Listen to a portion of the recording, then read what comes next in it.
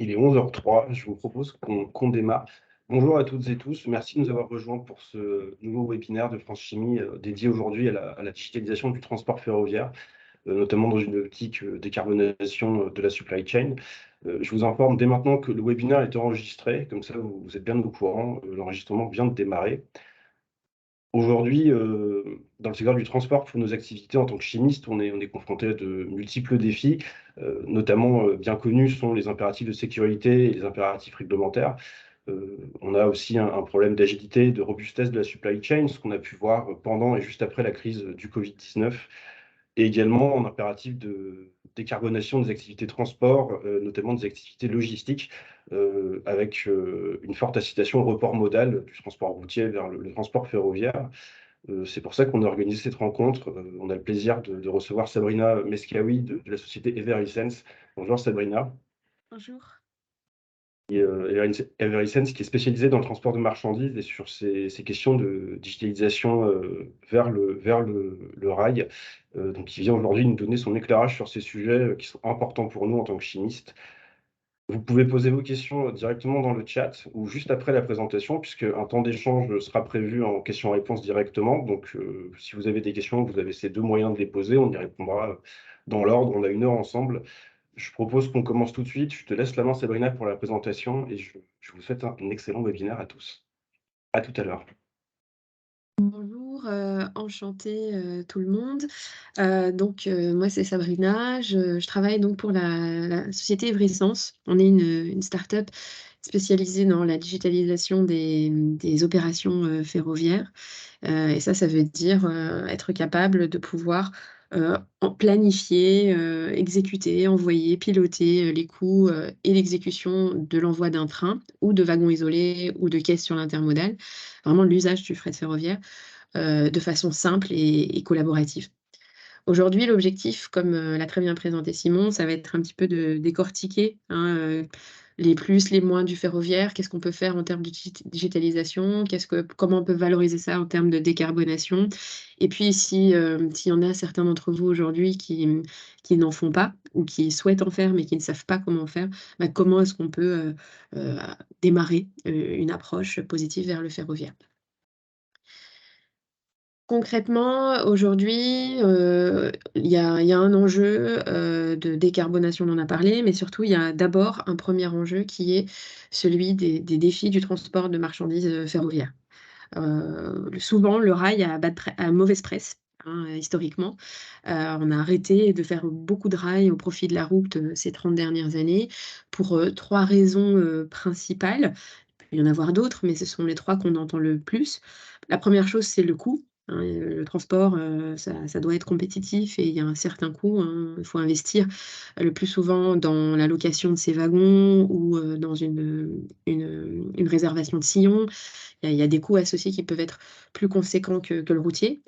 Ce qu'on a pu voir, ces dernières années, avec les différentes crises qu'il y a pu y avoir dans les modes de transport routier et maritime, c'est que le coût ferroviaire devient un petit peu plus compétitif. L'infrastructure, la qualité des infrastructures, c'est un vrai sujet au niveau français, mais européen, également. Hem Il y a un vrai sujet d'infrastructure certes, mais aujourd'hui, si on en croit, les rapports du Shift Project, il y a uniquement, 50 de l'infrastructure qui est utilisée dans le rail, qui pourrait déjà être maximisée en termes d'utilisation avec des nouveaux utilisateurs, chargeurs que vous êtes, avant même de pouvoir, aller plus loin dans sa rénovation. Il y a des investissements également qui sont faits au niveau de l'État pour pouvoir, améliorer ça et c'est un vrai sujet, mais ça s'améliore. La troisième chose et celle qui touche le plus souvent, là où Evrisens on a un terrain de jeu avec le premier, c'est la qualité de service.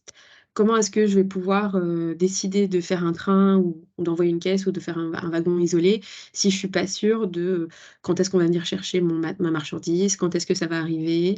Est-ce que mon transporteur, mon entreprise ferroviaire va s'engager sur un certain niveau de service, de performance, d'OTIF? C'est des choses qui, mis bout à bout, sur les 3 aspects peuvent, décourager, l'usage du ferroviaire. Par contre, comment est-ce que, la digitalisation peut aider à rendre un petit peu ce mode de transport un petit peu plus sexy et attractif, pour vous et envisager plus sereinement le report modal? La première chose, c'est, dans tout ce qu'on vient de dire, il y a, un aspect d'abord planification. Si je veux pouvoir bien, faire mon transport ferroviaire, il faut que je puisse anticiper mes besoins de transport. Le transport ferroviaire est un transport qui nécessite un certain niveau de volume. Pour vous donner une idée, un train, c'est en général, entre 18 et 22 wagons, ça représente entre 40 et 60 camions. Tout le monde n'a pas la capacité d'envoyer 40 à 60 camions, de marchandises d'un coup. L'autre option, c'est le wagon isolé. Donc le wagon isolé, vous pouvez envoyer un wagon à la fois. C'est ce que font chez beaucoup de nos clients, chimistes aujourd'hui pour livrer leurs clients ou leurs usines et un wagon isolé, ça représente l'équivalent de 2 camions. Donc c'est déjà un petit peu plus réaliste en termes de report modal. Puis après, vous avez aussi, l'intermodal en termes de caisse. Donc, avoir, un outil et de commencer à digitaliser tout ça dès le départ quand vous approchez votre report modal, ça vous permet de déjà d'anticiper vos besoins de transport en travaillant avec votre client final et avec votre entreprise ferroviaire pour pouvoir déterminer quels sont les bons volumes à pouvoir basculer. La deuxième chose, c'est, la planification, des itinéraires. Vous n'allez pas nécessairement, faire un report modal sur tous vos produits ou sur toutes les routes que vous avez aujourd'hui. Il faut que ça fasse du sens également. Le rail, c'est un outil très intéressant dès qu'on veut faire des longues distances, mais aussi à courte distance, en fonction de hem, votre livraison, est-ce qu'elle est dans une certaine urbanisation ou non? Aujourd'hui, la plupart de nos clients commencent à utiliser des wagons isolés à partir de 100 kilomètres, pour vous donner une idée. L'idée, c'est que vous puissiez ainsi planifier sereinement votre transport en prenant en compte les contraintes de chacun. Quand vous devez envoyer un transport, votre entreprise ferroviaire doit pouvoir, valider qu'elle a la capacité de le faire, qu'elle a les locomotives, qu'elle a le chauffeur. Vous devez avoir un certain niveau de stock. Votre client doit pouvoir être capable de décharger. Donc, l'objectif derrière, digitaliser cette, relation transport, c'est de pouvoir, planifier dès le départ avec les contraintes de tout le monde pour améliorer la faisabilité de ce transport et donc, avoir de meilleures chances dans la partie coût et dans la partie qualité de service. La deuxième chose, c'est la collaboration. C'est un mode de transport qui est nécessairement collaboratif. Pour envoyer, des polymères, mettons, il faut pouvoir avoir des gens qui chargent à l'usine, il faut que vous ayez des wagons qui soient mis à disposition, soit par l'entreprise ferroviaire, soit par le loueur de wagons. Il faut pouvoir, faire la traction et puis ensuite décharger. Donc si on veut faire tout ça, sans prendre en compte la partie atelier de maintenance, parce que s'il y a un incident sur le wagon, il faut pouvoir envoyer le wagon en atelier de maintenance. Pour pouvoir, faire, en sorte que tout se passe bien et aussi, parfois vous pouvez également utiliser un commissionnaire de transport qui va se charger de ça pour vous, hein.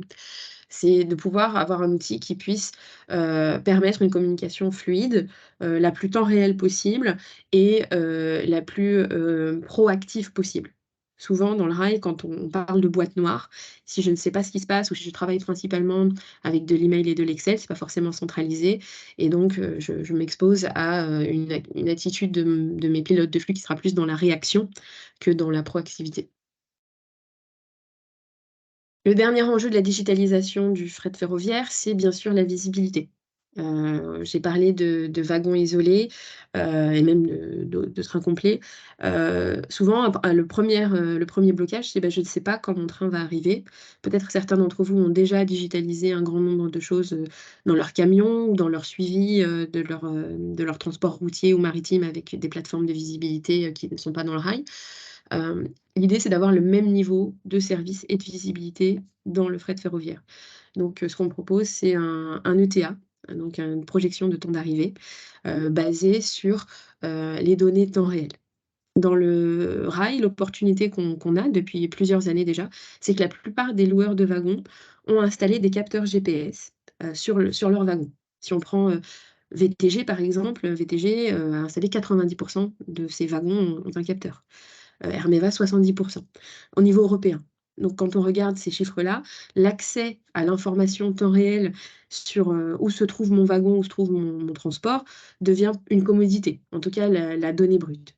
Nous, ce qu'on va faire, c'est qu'on va prendre en compte, les informations de trafic, les points GPS, la carte ferroviaire, et cetera, et être capable de vous fournir un ETA qui vous permette de vous projeter dans un temps de rotation et un temps d'arrivée qui soit le plus régulier possible pour vos clients finaux.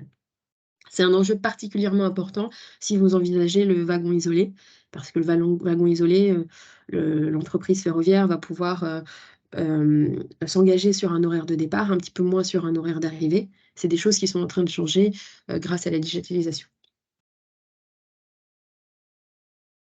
Concrètement, si je résume un peu ce qu'on fait dans ce que je viens de dire, c'est, comment je peux planifier en prenant en compte mes contraintes et celles de mes prestataires pour faire en sorte que mon transport ferroviaire soit le plus optimisé en termes de coûts et en termes de faisabilité.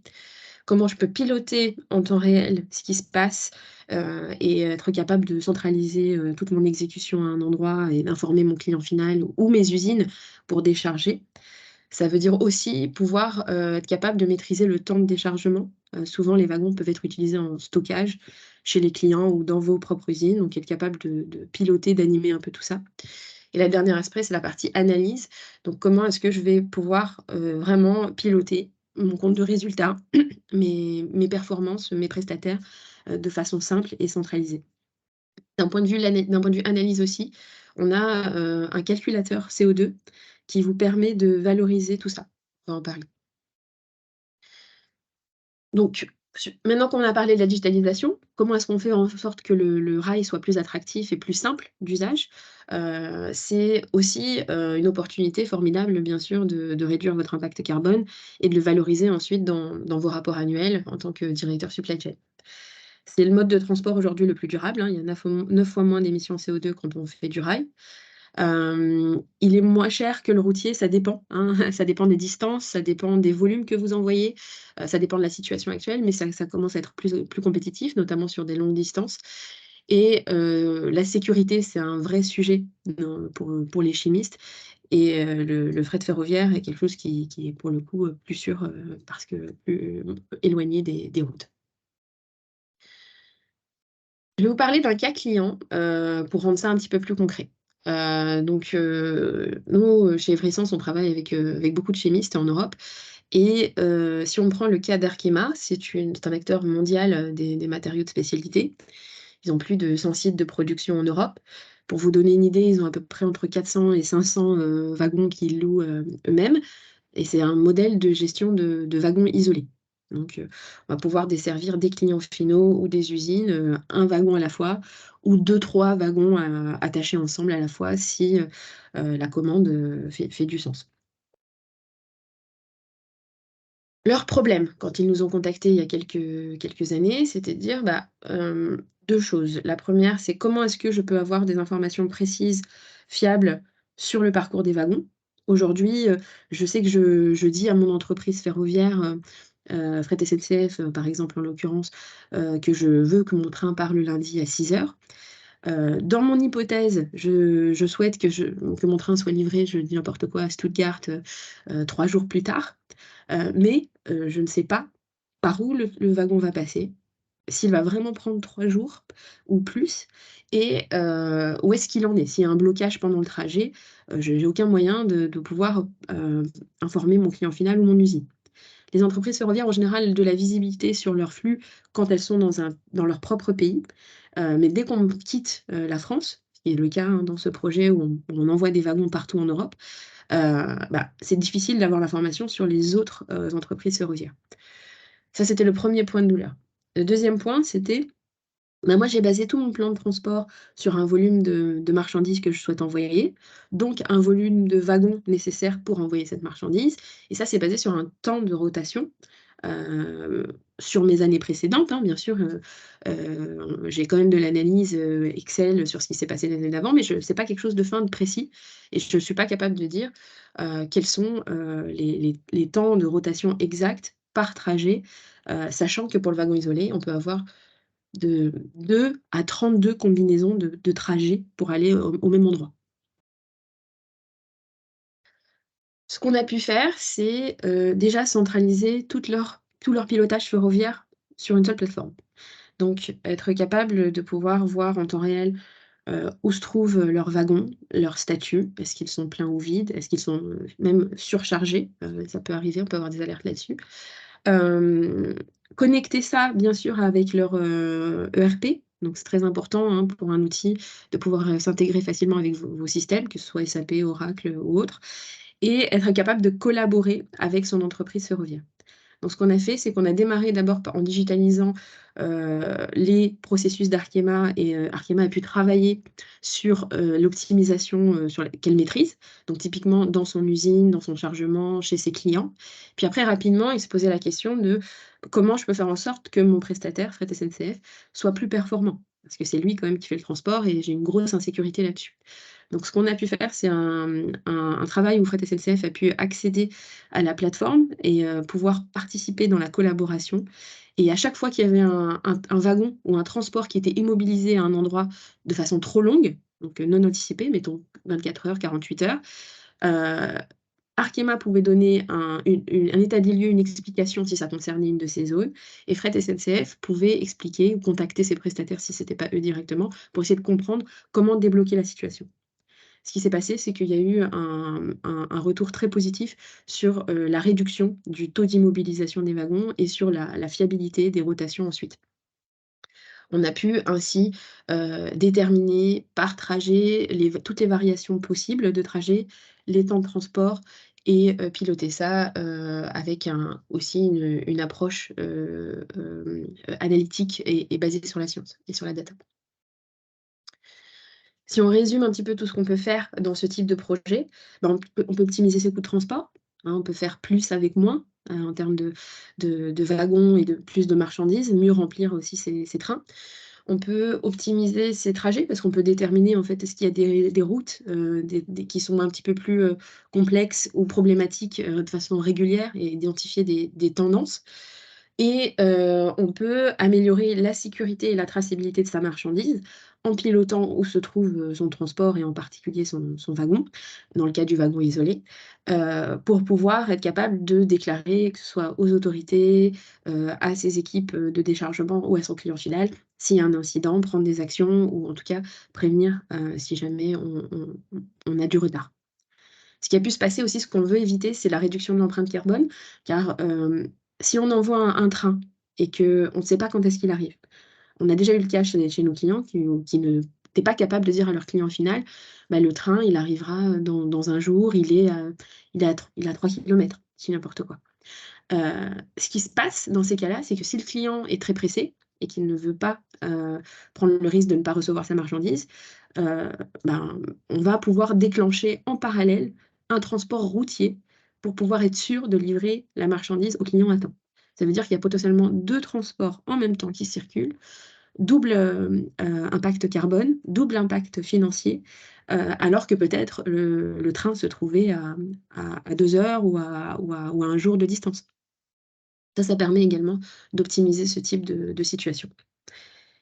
La réduction de l'empreinte carbone, elle passe aussi par un calculateur CO2 qu'on a mis en place qui vous permet de baser vos calculs sur des données réelles. Donc, on a le kilométrage réel de la distance parcourue de vos trains et de vos wagons. On a le tonnage qui va être chargé, le type de locomotive, le type de fuel, et ça vous permet d'être assez précis sur ce que vous avez pu consommer en CO2 et surtout l'équivalent en camion empêché sur les routes grâce à l'utilisation du fret ferroviaire.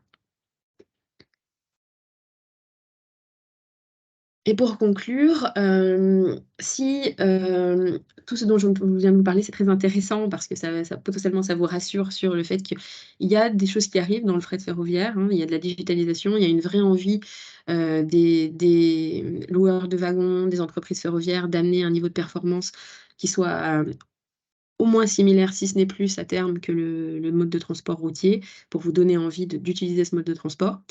Et si vous n'en faites pas aujourd'hui, il y a des choses qui sont disponibles pour vous avant même de déployer tout un projet et de vous lancer là-dessus. Aujourd'hui, chez Everyfrance, on propose un accompagnement en consulting, mais vous pouvez également regarder d'autres consultants. Concrètement, ce que vous pouvez faire, c'est déjà lancer un diagnostic. Est-ce que j'ai l'envie de faire du rail, mais est-ce que c'est faisable par rapport à mon design de supply chain, à mon type de marchandises, aux flux qui existent aujourd'hui. Donc on peut regarder ça ensemble et regarder, ben, quels sont les flux possibles, qu'est-ce qu'on peut basculer de façon récurrente ou non, quelles sont les contraintes, est-ce qu'il y a de l'investissement à prendre en compte, et cetera. La deuxième chose, une fois que vous êtes parti là-dessus, c'est, ou que peut-être vous avez déjà commencé cette étude, mais vous n'avez pas dans vos équipes des personnes qui sont, bah, experts du ferroviaire. Hem, on peut vous former sur comment, démarrer un contrat ferroviaire en autonomie, comment piloter votre activité, ferroviaire, parce que c'est quand même un petit peu différent du monde routier, et donc vous expliquer quelles sont les règles, à mettre en place, qu'est-ce que vous devriez, regarder en priorité, quels sont les éléments importants à ne pas oublier. Et enfin, quand on veut faire ce type de projet, souvent vous allez faire un appel d'offres pour aller contacter les entreprises ferroviaires et les loueurs de wagons si vous souhaitez, pas prendre traction plus wagon auprès de l'entreprise ferroviaire, mais prendre votre propre matériel parce que vous allez vraiment investir là-dessus. C'est tout un accompagnement qu'on peut vous proposer sur comment rédiger cet appel d'offres, comment, quels points sont importants à mettre en place, et puis pourquoi pas avoir des notions d'exigence, notamment sur la digitalisation et sur les SLA, dès le départ, pour pouvoir avoir une bonne dynamique avec votre prestataire et vous assurer d'avoir un niveau de service qui soit le plus élevé possible. Donc voilà, je crois que c'est tout, dans la partie un petit peu générique. Je suis ouverte, à toute question que vous pourriez avoir. Merci beaucoup Sabrina pour la présentation. Afin qu'on puisse passer aux différentes questions, je vais ouvrir le micro de l'audience, comme ça chacun a son micro ouvert et sa caméra ouverte, c'est quand même plus facile pour prendre la parole. Si vous avez des questions, n'hésitez pas à lever la main et on vous donne la parole à vue.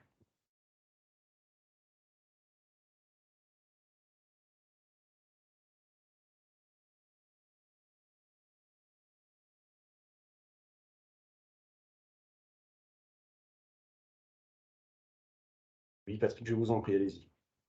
Oui, bonjour. Vous avez parlé de de la solution Arkema là, que vous avez mise en place. Oui. Bon, nous, on a été intéressés, bon, nous sommes des anciens d'Arkema, Kemoine. Nous avons été intéressés et en fait, on a demandé à SNCF, à Fret SNCF, qu'est-ce que eux, justement, quel était leur travail dans cette solution, cette mise en œuvre. Donc, ils nous ont expliqué qu'en fait, le lundi matin, une personne s'occupe manuellement justement de récupérer vos données, de récupérer les données d'Arkema. Mais derrière, en fait, c'est une analyse manuelle qu'ils font. Tous les lundis matins, c'est entre 2 et 3 heures qu'une personne passe sur ces flux pour étudier si les wagons, pourquoi ils sont restés, etc., pourquoi ils n'ont pas été livrés, etc. Donc en fait, on sent un travail extrêmement manuel et quand on a dit, bah nous, oui, c'est vrai que c'est une solution qui peut être assez intéressante, j'allais dire comme ça sur le papier, mais en fait, j'ai compris que c'était en fait encore en test et pas forcément, comment dire, de façon, ça manque d'automatisme tout ça. Donc voilà, j'allais dire, qu'est-ce que vous voyez de votre côté pour essayer d'automatiser un peu plus tout ça, ou est-ce que on va de toute façon nécessiter, parce que ce qu'ils ont fait pour vous, vous imaginez que bien qu'ils ne peuvent pas le faire pour 3, 4, 5, 10 clients qui voudraient la même chose, quoi. Alors c'est une très bonne question. Quand on a démarré, le projet avec eux, en effet, il y avait une approche assez manuelle, du sujet parce qu'on a démarré, ensemble en mode où ils se connectent sur la plateforme, qu'on a mis à disposition d'Arkema. Ils ont accès de façon automatisée à, l'ETA et à la vue, des wagons et à leur statut, donc ça, c'est automatisé. Sur la partie collaboration, la première étape, en attendant qu'on puisse se connecter avec leur système, ça a été beaucoup de travailler sur du manuel. Depuis, on s'est intégré, avec, les outils de production de la SNCF qui nous permet de récupérer, tout ce qui est, événement, enfin détecté par la SNCF. L'objectif du projet, c'était aussi de dire: «Ben moi j'ai mon ETA, avec Evrysense qui est basé sur de l'intelligence artificielle et sur du map matching, et SNCF a d'autres sous-types de données. Ils ont des données qui sont transmises par Bréa, par X-Rail, par les conducteurs, par leurs agents locaux, etc. Ce qu'on a fait, c'est qu'on a récupéré ces deux types de données de façon totalement automatique. On met les événements, ce qu'on appelle sous qualité, pour pouvoir déterminer le TA le plus riche et la version la plus réelle de ce qui se passe sur le terrain. Et après, la partie collaboration est en train de va se faire directement sur la plateforme avec une logique de commentaires pour pouvoir être capable de dire voilà, moi j'ai vu ça sur ce wagon, c'est ça qui s'est passé, ça c'est ça qui m'intéresse. L'analyse du côté des SNCF pour pouvoir déterminer quelle est la cause de leur côté de l'immobilisation, elle va dépendre de est-ce qu'ils ont déjà cette information ou pas dans leur système. Donc là, quand ils ne l'ont pas nécessairement, ils vont pouvoir aller demander à leurs prestataires, qui peuvent être donc des sous-traitants, comme je ne sais pas, DB ou autre, ce qui se passe, où est-ce qu'on en est. Donc le démarrage du projet, il y a 1 an, il était en effet très manuel. Depuis, il s'est beaucoup automatisé et il va continuer à l'être. Tout ce qu'on a fait est industrialisable et donc l'objectif, c'est clairement, avec SNCF, de pouvoir, déployer ça à tout client comme vous qui serait intéressé d'aller plus loin, dans ce type de collaboration pour pouvoir réduire, les immobilisations, fiabiliser le plan de transport et tout ce que je viens de dire. Si c'était quelque chose qui vous intéresse, je pourrais vous en parler un petit peu plus en détail, même avec Fret SNCF ensemble, à côté. J'espère que j'ai répondu à votre question. Oui, merci. Sachant qu'on a également déployé, et ça je ne l'ai pas montré dans la plateforme, toute une série de statistiques, le client s'est mis d'accord avec son prestataire sur les statistiques qu'il souhaitait utiliser pour piloter, le succès, de leur activité. Et donc du coup, on a mis, toute une série de statistiques pour comprendre, comme je vous le disais tout à l'heure, les temps de rotation, une heatmap avec une carte sur les zones qui posent le plus problème en termes d'immobilisation, un certain nombre de choses qu'on pourrait vous montrer avec plaisir.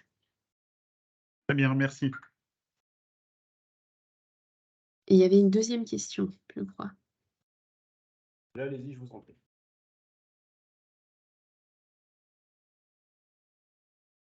Oui, bonjour, c'est Nicolas Pacou, Alsa Chimie. Alors, je vous ai bien entendu. Alors, effectivement, nous qui avons plutôt du gros volume en ferroviaire, on retrouve bien effectivement les GPS sur les wagons qui sont mis maintenant par défaut, etc. Donc, c'est vraiment quelque chose qui existe. Mais je voulais partager avec vous plus une problématique que nous, qui est celle qu'on rencontre. Je serais curieux, non pas d'avoir rassurez-vous, une solution à cette problématique, mais en tout cas, votre expertise là-dessus. Vous parlez beaucoup effectivement de la SNCF, de SNCF Fret. J'aimerais partager avec vous à la fois la vision que nous, on a sur le marché du transport ferroviaire de façon plus générale, c'est-à-dire que un marché qui, si je ne dis pas de bêtises, est ouvert à la concurrence aujourd'hui, où finalement, effectivement, nos principaux interlocuteurs sont la SNCF, non pas par choix, mais j'allais dire un peu par limite de choix, justement. Donc ça veut dire qu'on est soumis à beaucoup de contraintes, hein, c'est-à-dire, je ne vais pas encore parler des contraintes de grève, mais ça nous impacte quand même beaucoup. Moi, je serais ravi aujourd'hui de pouvoir travailler avec d'autres partenaires, sauf que j'en trouve pas, j'en ai pas. Donc, est-ce que je m'y prends mal, ou je suis curieux d'avoir votre vision sur ce marché-là, ou savoir si vous avez d'autres partenaires qui seraient des entreprises de fret ferroviaire, ou est-ce que c'est très lié, ça peut aussi être lié à des contraintes géographiques, hein, qui sont les nôtres. On est au bout de l'Alsace et au bord du Rhin, et c'est vrai que ça peut parfois être un peu compliqué, non pas de faire la logique du dernier kilomètre, mais de faire la logique du premier kilomètre, c'est-à-dire d'amener nos trains soit jusqu'au faisceau d'échange, soit jusqu'à une gare de marchandises sur lesquelles ils pourront être pris en charge peut-être par d'autres sociétés concurrentes. Donc ma question est, j'allais dire, très ouverte, mais c'est effectivement la principale problématique qu'on rencontre aujourd'hui. Non pas d'avoir des wagons, ni d'avoir des traçabilités de nos wagons, mais d'avoir des gens pour les tirer. Très bien. C'est une très bonne question. Est-ce qu'aujourd'hui vos flux, ils sont uniquement en France, ou est-ce que vous Non, livrez, vous tirez un peu partout en Europe ou en Allemagne ou un peu Benelux? ouais. Un peu partout. C'est du wagon isolé? Non, c'est du train. C'est du train complet? Oui, on peut en envoyer jusqu'à 20 d'un seul coup. D'accord, très bien. En fait, il y a une partie que vous avez dit qui est tout à fait correcte. Il y a, selon la géographie où est-ce que vous êtes, il y a des entreprises ferroviaires qui desservent certaines destinations et d'autres qui n'en desservent pas.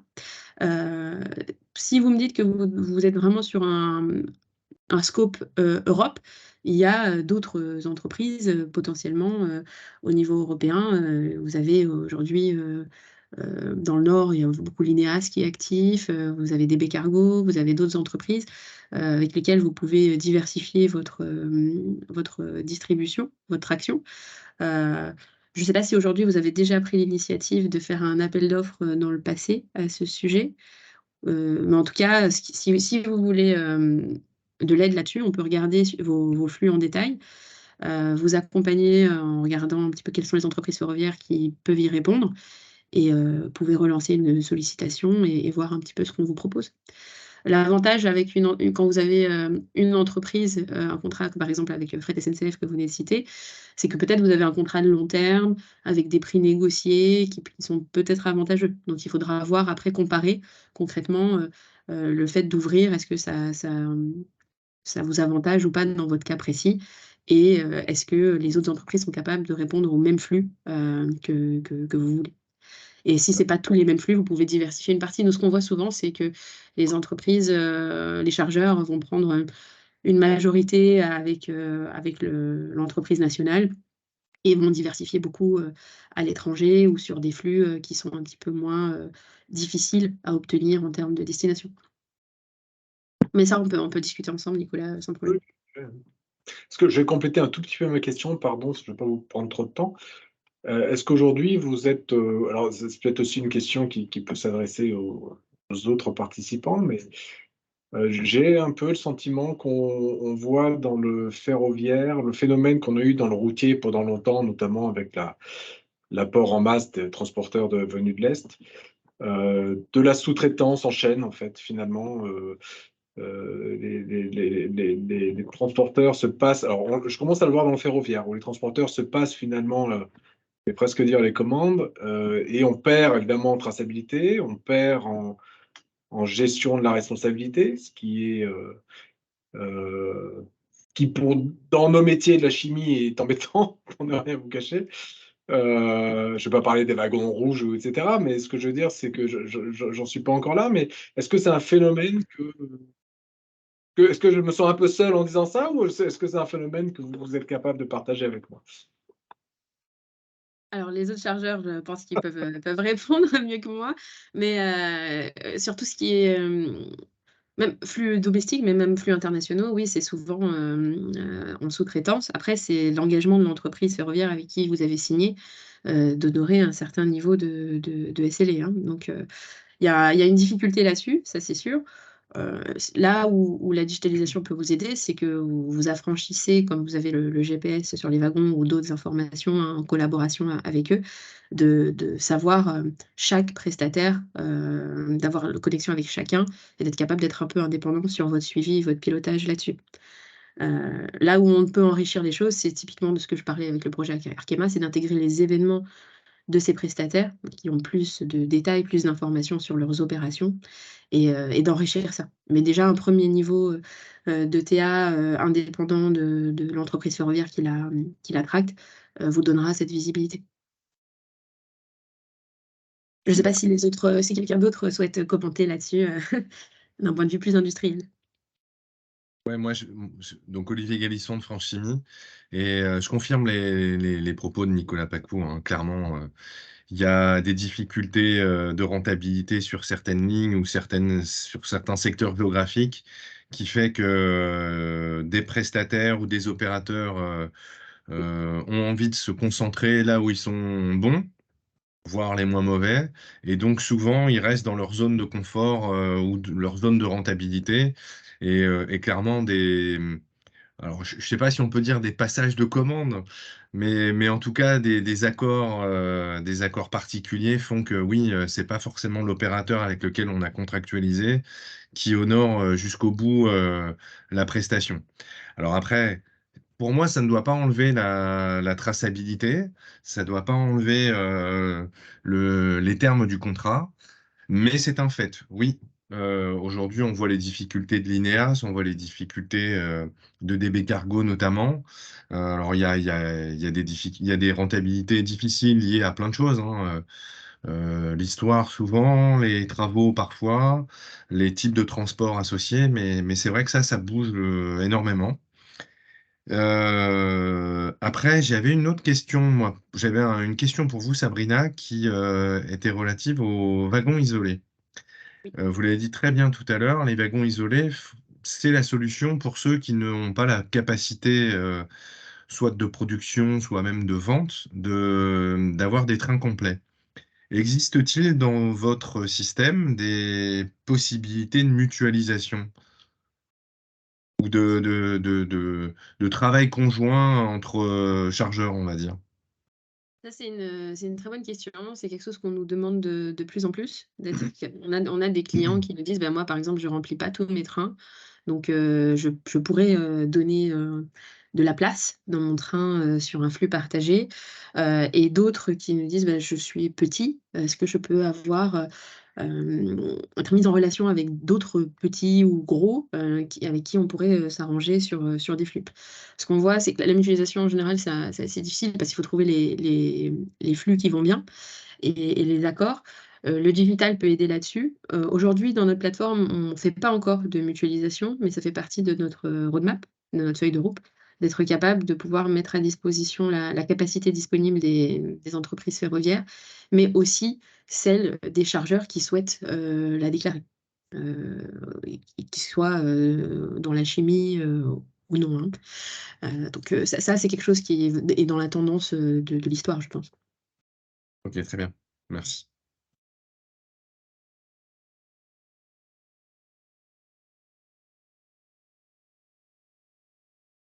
D'autres questions dans la salle?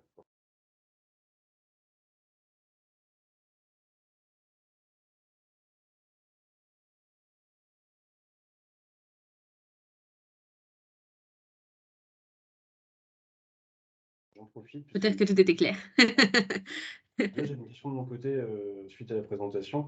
Demain, je passe la porte des licences. Le temps moyen de mise en œuvre d'un projet, c'est combien de temps à peu près? Combien de temps on met pour le mettre en œuvre et l'incuber avec l'entreprise qui viendrait vous voir? C'est une très bonne question. Alors ça va dépendre de la taille de votre projet. Est-ce qu'on se parle d'un projet européen? Là, par exemple, on est en train de déployer un projet sur 10 pays en même temps. Ou est-ce qu'on se parle d'une activité plus domestique? Donc il y aura un petit peu moins d'utilisateurs, qui sera plus rapide. Et aussi des fonctionnalités que vous allez choisir. Donc le plus rapide qu'on ait fait en termes de déploiement, c'est 2 semaines. Et le plus long qu'on ait fait, c'est 6 mois. La moyenne, c'est en général 2 à 3 mois. Si on prend, par exemple, toutes les fonctionnalités liées à la visibilité, donc le TA, la gestion de flotte, ça, c'est quelque chose qui se déploie très vite parce qu'on est déjà connecté avec l'ensemble de l'écosystème. On intègre les loueurs, on intègre même d'autres plateformes de visibilité comme Ovinto ou autres. Donc ça, c'est assez rapide pour obtenir l'information et à mettre en place. Pour tout ce qui est planning, aujourd'hui, on a un planning qui va prendre en compte 2 types d'informations. Ce qu'on appelle la master data, donc les informations qui ne changent pas tous les jours. Donc on va digitaliser vos contrats, ceux avec vos prestataires, ceux avec vos clients. On va digitaliser les horaires d'ouverture de l'usine, les distances de track que vous avez dans l'usine, les wagons, les trajets, les locations, etc. Ça peut prendre un petit peu de temps. En général, ça peut prendre 2-3 semaines à 1 mois en fonction de à quel point vous avez déjà ces données disponibles. Et après, on va mélanger ces informations transactionnelles et statiques, entre guillemets, avec des données dynamiques, donc le TA, la position des wagons. Et quand on va faire le planning, il va prendre en compte les informations de chacun, les contraintes de chacun, et vous suggérer un plan de transport qui soit le plus optimisé possible en termes de coûts et de CO2, et surtout de faisabilité par l'ensemble des prestataires. Là où on est un peu différent, on va dire, des autres outils, c'est qu'on n'intègre pas uniquement vos contraintes, mais aussi celles de l'entreprise ferroviaire, de l'usine, de tout prestataire que vous auriez. C'est à peu près le temps nécessaire pour mettre en place un projet. Ça peut aller, en général, ça va quand même assez vite parce que c'est un outil qui est déjà sur étagère, hein, il est déjà développé. Et donc ça dépend juste de la taille de votre projet. OK, très clair.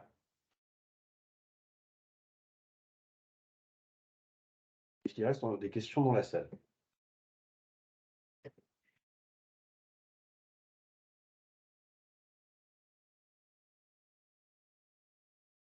J'en conclus qu'il n'y en a pas vu le silence dans la salle. Je vous propose, s'il n'y a pas d'autres questions, qu'on clôture le webinaire du jour. Je remercie de nouveau Sabrina pour la présentation et le temps pris avec nous. Je crois que c'était très clair pour tout le monde, les échanges en témoignent. Je vous remercie tous d'avoir été avec nous. Évidemment, les planches seront disponibles et le contact de Sabrina seront transmis à tous les participants après le webinaire. Je vous souhaite à tous une très bonne journée et je vous dis à la prochaine pour les prochains webinaires de France Chimie. Merci à tous, très bonne journée. À bientôt. Merci. Merci beaucoup. Merci, au revoir. Au revoir.